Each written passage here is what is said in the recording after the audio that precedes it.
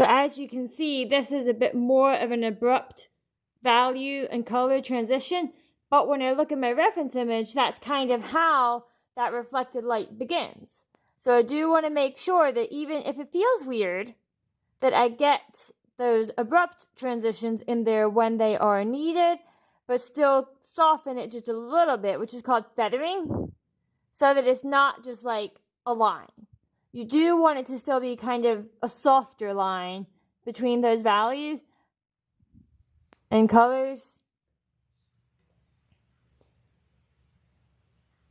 But now you can see I'm also trying to get some really bright reds in there, pressing down pretty hard in some places, but only very select places so far. Because I do still have quite a few layers to do in certain areas before I make any one area too saturated. Not to mention I still have to finish my claws before I completely finish that apple.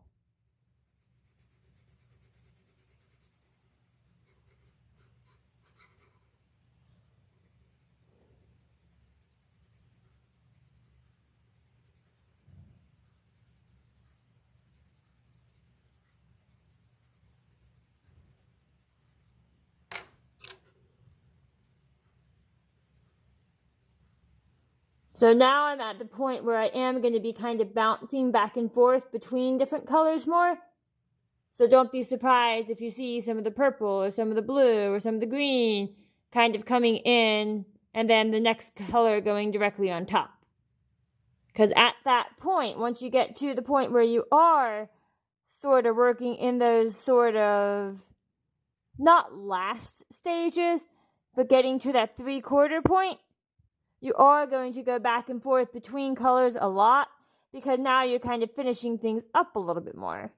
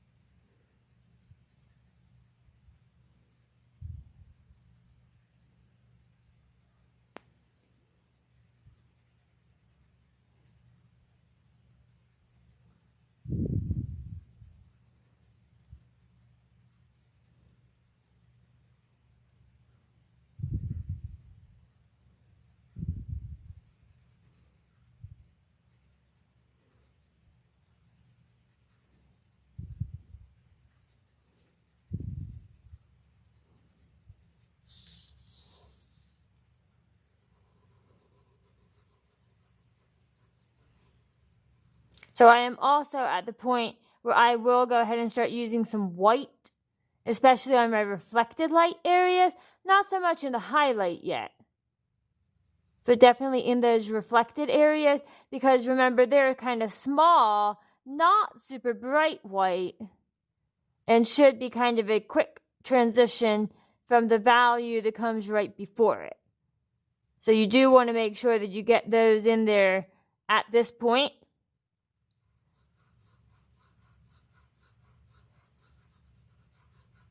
Before you continue with too much of the shadow steps, because once again, with everything being relative, that includes your reflected light. So that's also going to kind of soften some of these areas as I go up along the side of my apple.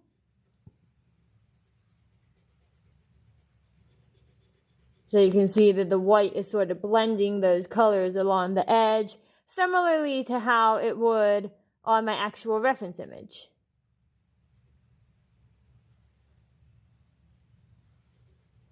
Especially wherever I have the purple, I'm going to definitely want to add some of the white, because the purple on the reference image is a pretty light purple, kind of a lavender.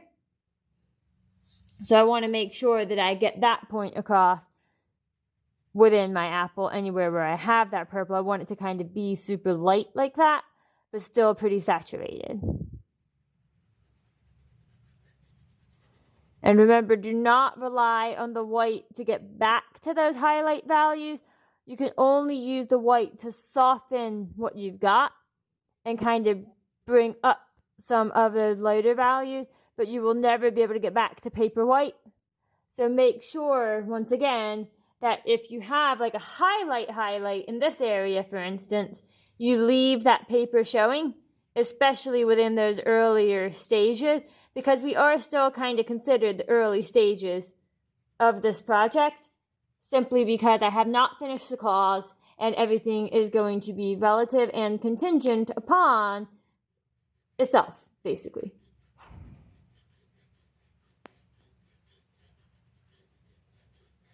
But now I have those reflected lights in there, and they're a little bit softer so that they're not like super just white.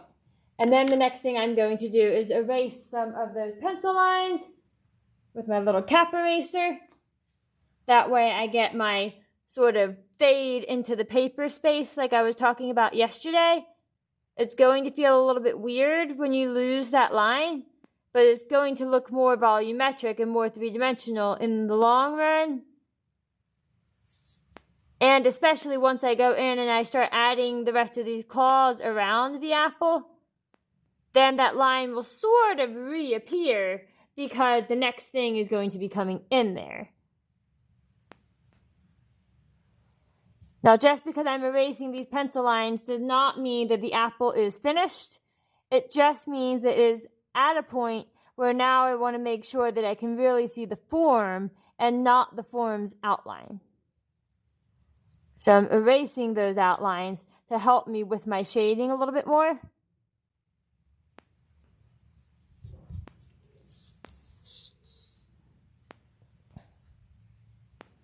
Because now this apple is probably pretty close to the 75% finished stage, at which point I would want to go ahead and finish up with all of my claws and then look at my other apple for color reference as I kind of start to finish that part up.